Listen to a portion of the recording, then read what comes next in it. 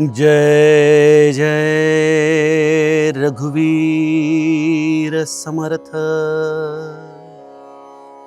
मनाल्प संकल्प तोही नसावा,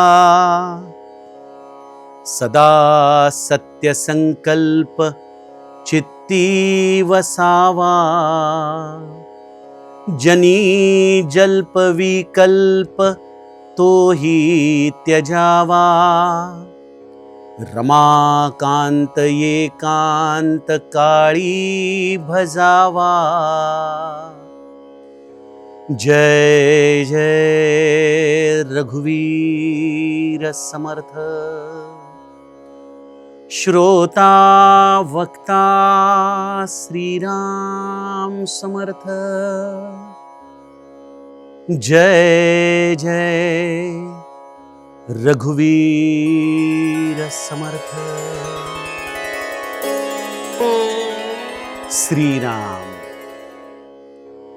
आपल्या सर्वांच्या हृदयस्थ वसणाऱ्या आत्मारामास साष्टांग प्रणिपात करून मनोबोध एक अंतरयात्रा हा श्री समर्थ रामदास स्वामी विरचित मनाच्या श्लोकांचा जो आपण अभ्यास करत आहोत, सज्जन हो, आज आपण त्यातील श्लोक क्रमांक 130 याचं चिंतन अभ्यासणार आहोत। समर्थ गेल्या 2 श्लोकांमध्ये आपल्याला संत संगतीचं महात्म्य समजावून सांगत आहेत। ही सत्संगती जीवनामध्ये येणं हाच महत् भाग्याचा उदय आहे।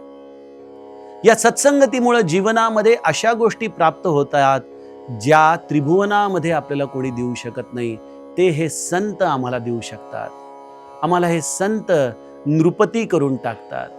हे संत आमच्या जीवनामध्ये मांगल्याची खाण आम्हाला प्राप्त करून देऊ शकतात। अशा या संत संगतीमध्ये राहताना जीवाने कशा पद्धतीने आपली धारणा ठेवावी याचं अत्यंत सुंदर असं विवेचन समर्थ आम्हाला आजच्या श्लोकामध्ये सांगत आहेत। काय म्हणतात समर्थ? मना अल्प संकल्प तोही नसावा। अल्पसंकल्प, अगदी छोटासा, काहीतरी नश्वर गोष्टींना प्राप्त करण्याची इच्छा, असा संकल्प हे मना तू कधी आपल्या अंतरंगामध्ये ठेवू नकोस। मग संकल्प करायचाच असेल तर काय कर? सदा सत्य संकल्प चित्ती वसावा। तू आपल्या चित्तामध्ये नित्य सत्य संकल्पाची धारणा दृढ कर। सत्य संकल्प म्हणजे काय? जे सत्य आहे त्याची प्राप्ती करणं। कोण सत्य आहे? राम सत्य आहे।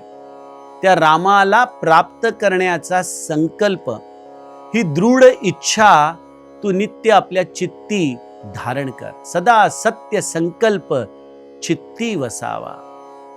आणि आपला वेळ जनी जल्प विकल्प तोही त्यजावा। जनामध्ये वायफळ गप्पा मारत उगीच चहाट्या पिटण्यामध्ये आपला वेळ वाया घालवू नकोस। जनी जल्प विकल्प तोही त्यजावा। आणि मग तुझ्या लक्षात येईल की तुझ्याकडे किती मोकळा वेळ आहे रे। एवढ्या मोकळ्या वेळामध्ये तू काय कर? रमाकांत एकांत काळी भजावा।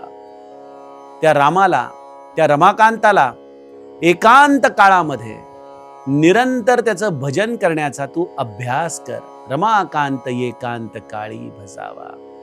सज्जनो, सत्संगतीमधून प्राप्त होणारं एक जीवाला सर्वोत्तम असं ध्येय म्हणा किंवा सर्वोत्तम असं फळ म्हणा, ते हे आहे की मन हे रमाकांताला एकांत काळी निरंतर भजायला लागतं, त्याचं भजन करू लागतं। असं हे संत संगतीचं महात्म्य समर्थ आपल्याला या श्लोकामध्ये सांगतायत।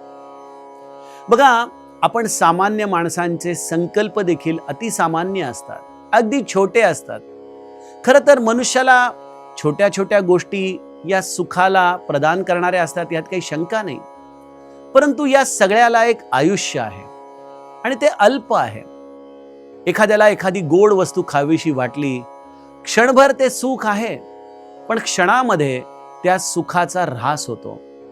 ज्याला म्हणतात ना की लॉ ऑफ डिमिनिशिंग नेचर, तसं असतं। म्हणजे एखाद्याला गुलाबजाम फार आवडतात, म्हणून तो ज्या आवडीने, ज्या गोडीने, ज्या मधुरतेने पहिला गुलाबजाम खाईल, कदाचित चौथा पाचवा गुलाबजाम पर्यंत जाऊस तर त्याची चव बदलून जाते. प्रत्येक गोष्ट ही अति तेथे मातीच होत असते. त्यामुळे या सगळ्या ज्या अल्पकालीन अशा गोष्टी आहेत ना, त्या सगळ्या जीवनाला शाश्वत सुख देऊ शकत नाहीत. त्या मनुष्याला निरंतर अधिक चंचलच करत जातात. या अशा अल्पसंकल्पांना नेहमी स्वल्पविराम असतो. श्री महाराज एक फार छान गोष्ट सांगायचे. एकदा एका तरुण मुलाला ते म्हणाले, अरे तू नामस्मरण कधी करणार? कधी दिसत नाही करताना भगवंताची भक्ती. यावरती तो म्हणाला की महाराज, आत्ता माझं शिक्षण चालू आहे, शिक्षण पूर्ण झाल्यानंतर मी नक्की करेन. शिक्षणानंतर महाराजांनी विचारलं, आता म्हणे आता विवाहाची वेळ आली आहे, नुकतीच नोकरी लागली आहे, जरा नोकरीमध्ये व्यस्तता आहे, विवाह करायचा आहे, ते एकदा स्थिर स्थावर झालं की करीन. विवाहानंतर काही काळाने भेटला, म्हणाला आता मुलं लहान आहेत, त्यामुळं जरा मुलांचं शिक्षण एकदा रांकेला लागलं की मग मी भक्ती करीन. मुलं मोठी झाली, मग म्हणाला आता मुलांच्या शिक्षणाची काळजी आहे, ती एकदा रेगारूपाला लागली की मग मी भक्ती करीन.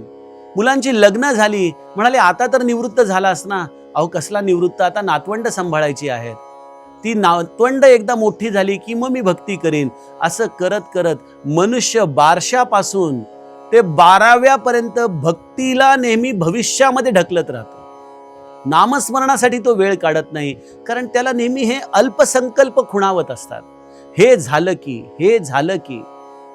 सज्जनो, भक्तीसाठी अनुकूलता आल्यानंतर मी भक्ती करेन असं म्हणणारा मनुष्य हा जीवनामध्ये कधीच भक्ती करू शकत नाही. आपण म्हणाला, अहो नाही, तुम्हाला माहित नाही, आमच्या प्रपंचामध्ये फार कटकटी आहेत. ते काव्य आहे ना, मी जेमिनी त्याचा उल्लेख करतो. प्रेम म्हणजे प्रेम असतं, तुमचं आणि आमचं सेम असतं. प्रपंचामध्ये सगळ्यांच्या कटकटी सारख्याच सज्जनो, आणि या सगळ्या कटकटींमध्ये राहूनच आम्हाला त्या भगवंताची प्राप्ती करायची आहे. हा परमार्थ साधायचा आहे. बघा, आपल्याकडे जर एखाद्या बॅगेमध्ये आपल्याला अगदी सामान गच्च भरायचं असेल तर आपण काय करतो? छोट्यातली छोटी फट जरी असली ना तरी त्याच्यामध्ये काही ना काहीतरी घुसवतो, होय की नाही? आपल्याला प्रपंचामध्ये ना अशा मोकळ्या वेळाच्या फटी शोधल्या पाहिजेत, जिथं आम्हाला परमार्थ बरोबर गुंतवून ठेवता येईल. आणि हे श्री महाराजांना फार आवडायचं, कारण महाराजांचं ब्रीदच होतं की माझ्या माणसाला परमार्थ हा कधीच प्रपंचाच्या आड येणार नाही. तुम्ही प्रपंच करा, या प्रपंचामध्ये असलेल्या सगळ्या अल्पसंकल्पांना कर्तव्य बुद्धीने पूर्ण करा. पण या कर्तव्य बुद्धींमध्ये एका गोष्टीला तुम्ही मात्र मनामध्ये घट्ट धरा की सदा सत्य संकल्प चित्ती वसावा.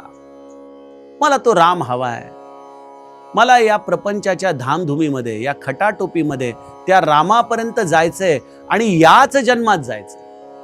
समर्थांनी ज्ञानदशकामध्ये एक अत्यंत महत्वाचं सूत्र सांगितलंय, याच जन्मी येणोची काळे, संसारी होई जे निराळे, मोक्ष पाविजे निश्चळे स्वरूपाकारे. आम्हाला याच जन्मामध्ये, याच प्रारब्धामध्ये, याच संसारामध्ये आहे त्याच कर्तव्यांमध्ये राहत त्या भगवंताची प्राप्ती करायची आहे. हा मोक्ष आम्हाला प्राप्त करायचा आहे. हा सत्य संकल्प आहे. आणि सत्य संकल्पाची गंमत कशी आहे? किंबहुना कुठल्याही संकल्पासाठी जर मनुष्य दृढ असेल बुद्धीने आणि थोडा थोडा जरी प्रयत्न दररोज करत असेल. बघा, ते 100 मीटर धावणारी लोक असतात ना ऑलिम्पिक स्पर्धेमध्ये, 9-10 सेकंदामध्ये ते 100 मीटर अंतर धावतात. मला सांगा, जेव्हा त्यांनी तसा संकल्प केला की आपण 100 मीटरमध्ये अगदी अव्वल येण्याचा प्रयत्न करावा, हा संकल्प आहे. पण मला सांगा, कदाचित जेव्हा त्यांनी पहिल्यांदा धावायला सुरुवात केली असेल तेव्हा किती जणांना त्या 10 सेकंदाच्या आजूबाजूची वेळ नोंदवता आली असेल हो? बहुतांश लोक त्या ध्येयापासून कितीतरी अंतरापर्यंत दूर असतील. पण योग्य अनुशासन, योग्य पद्धतीचा सराव, योग्य पद्धतीची शक्ती, व्यायाम या सगळ्यांनी आणि दृढ संकल्पाने ते एका टप्प्यावर आयुष्याच्या त्या संकल्पाला पूर्ण करतात. प्रत्येक संकल्पाला हे असंच अनुशासन लागतं. मला तो सत्य संकल्प चित्ती ठेवायचा आहे, पण चित्तामध्ये तो गेलेला आहे याची खूण काय आहे? पूज्य ब्रह्मानंद महाराज त्यांनी जे मोक्ष प्राप्तीचे रहस्य हे जे स्फुट लिखाण केलंय त्याच्या पहिल्याच वाक्यामध्ये काय म्हणतात? सद्गती आणि परमपदाची प्राप्ती व्हावी अशी ज्यांची खरी आणि तीव्र इच्छा असेल त्यांनी सदा सर्वदा अखंड राम नाम स्मरण करावं. ज्यांची खरी आणि तीव्र इच्छा आहे त्यांनाच हा सदा सत्य संकल्प चित्ती वसावा ही अवस्था प्राप्त होऊ शकते. कारण की आम्ही काय म्हणतो, हो आमची आहे बाबा इच्छा रामाला प्राप्त करण्याची, पण ही आमची सगळी वरवरची इच्छा आहे. चित्ती म्हणजे अगदी आतपर्यंत, हृदयापर्यंत, तळापर्यंत जाणं, ही ती इच्छा नाहीये. आमची ही वरवर इच्छा आहे, ती खरी नाही. कदाचित एखाद्या प्रसंगानुसार ती तीव्र होईल, पण ती खरी नसेल तर तीव्र इच्छा उपयोगाची नाही.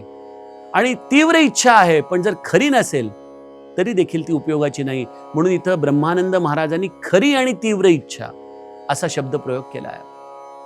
याचं आणखीन व्यावहारिक उदाहरण द्यायचं झालं तर आपण बघतो अनेकदा काही राजकारणी मंडळी संसदेमध्ये म्हणा किंवा त्यांच्या सभेमध्ये म्हणा अगदी तावातावाने, अगदी तीव्रतेने बोलत असतात. आपल्याला असं वाटतं काय या माणसाची खरी इच्छा आहे, काय या माणसाची तीव्र इच्छा आहे, खरोखर काम व्हायलाच पाहिजे.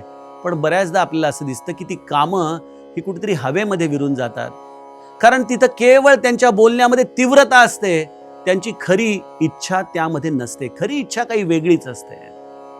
यामध्ये अनेक लोक अपवाद असू शकतात, पण बहुतांश वेळेला आपल्याला जगामध्ये हेच दर्शनाला येतं की कुठलाही मनुष्य जर एखाद्या ध्येयापर्यंत जाऊ शकत नसेल तर यामध्ये एक गोष्ट कुठली तरी कमी असते. एक तर त्याची इच्छा खरी नसते किंवा त्याची इच्छा तीव्र नसते. आणि ज्याची इच्छा खरी आणि तीव्र असते तेच ब्रह्मानंद महाराज होऊ शकतात. तेच भक्त प्रल्हादाप्रमाणे दृढतेने भक्ती करू शकतात. तुम्ही प्रपंचामध्ये राहत असताना, या अल्पसंकल्पांमध्ये राहत असताना जर खऱ्या आणि तीव्र भावनेने या संत संगतीमधून या भावनेपर्यंत पोहोचला की मला याच जन्मामध्ये रामापर्यंत जायचंय, तर सज्जनो सदा सत्य संकल्प चित्ती वसावा ही भूमिका तुमची निश्चित दृढ झाली म्हणून समजा. आणि हे केवळ संत संगतीमधूनच होतं बरं का.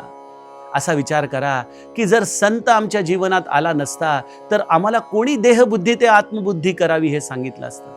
कोणी आम्हाला शिकवलं असतं की रामाची भेट घ्या, रामाचं दर्शन घ्या. आम्हाला तर रामाचं दर्शन म्हणजे केवळ मंदिरामध्ये जाणं एवढंच कळालं असतं, होय की नाही.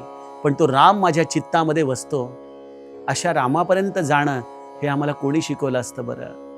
हे या संत संगतीमुळेच आम्हाला कळालं ना. म्हणून समर्थ म्हणतात सदा सत्य संकल्प चित्ती वसावा. आणि जर तुमची ती इच्छा खरी आणि तीव्र असेल ना तर तिसरं चरण हे स्वाभाविकपणे तुमच्या जीवनामध्ये उतरेल. जनी जल्प विकल्प तोही त्याजावा. जल्प विकल्प ही जल्पना आपण बघतो बऱ्याचदा मानवी समाजामध्ये गप्पा मारताना इतक्या अनाठाई गोष्टी आपण बोलत असतो, काहीही कारण नसतं. बऱ्याचदा आपला बऱ्याच विषयांशी काही काडी मात्र संबंध देखील नसतो. विशेषतः जेव्हा राजकारण किंवा समाजकारणाच्या गप्पा निघतात तेव्हा त्याविषयी तुमच्या मताला शून्य किंमत आहे. केवळ तिथं वादविवाद आणि वेळेचा अपव्यय याच्या पलीकडे काहीही तुमच्या पदरामध्ये पडत नसतं. तरी देखील मनुष्य अशा या जल्पनांमध्ये पडून राहतो, प्रपंचाच्या गप्पा मारत राहतो, माणसांच्या गुणदोषाची चर्चा करत राहतो. या सगळ्या जल्पनांमध्ये त्याला एक कळत नाही की त्या परिस्थितीमध्ये तर आपण काही फरक पाडू शकत नाही, पण आपण मात्र आपल्या स्वतःचं केवढं नुकसान करून घेतोय. आपण म्हणाल दादा नुकसान काय, प्रपंचाच्या गप्पा मारल्या, निंदास्तुती केली की जरा मनाला बरं वाटतं, होय की नाही.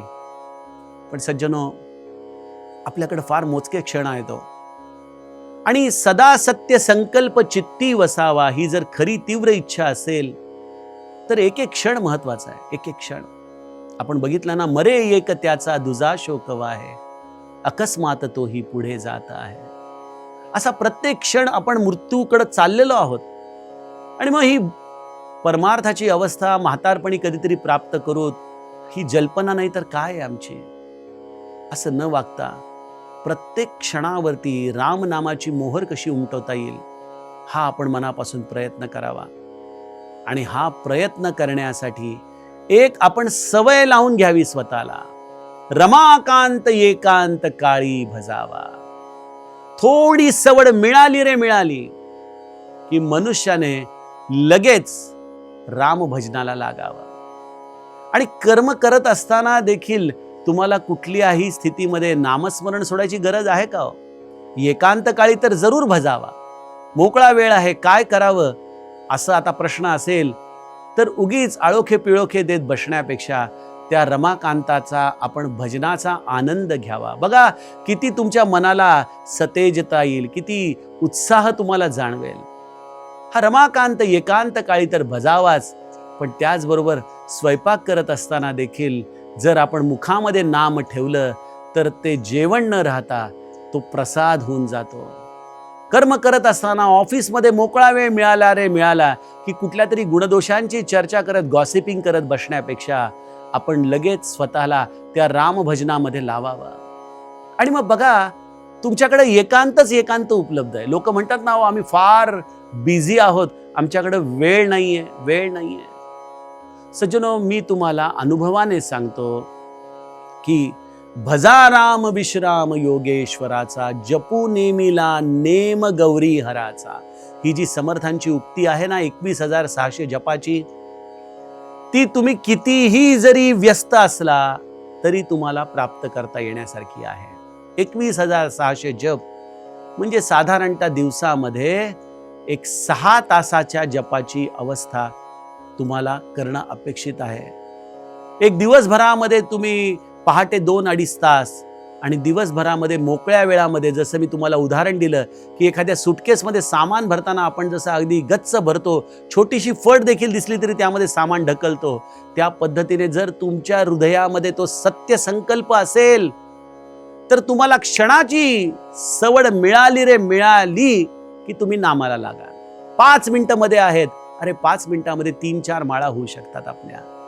एवढा जर आपण नामाचा अट्टाहास आपल्या हृदयामध्ये ठेवला ना, तर हा भजा राम विश्राम योगेश्वराचा, जपू नेमिला नेम गौरी हराचा, ही 21,600 जपाची अवस्था तुम्ही कितीही व्यस्त असला तरी प्राप्त करू शकाल. आणि जेव्हा तुम्हाला ती अभ्यासाने प्राप्त करता येईल ना, तुमच्या लक्षात येईल की आता आपण खऱ्या अर्थाने व्यस्त झालो.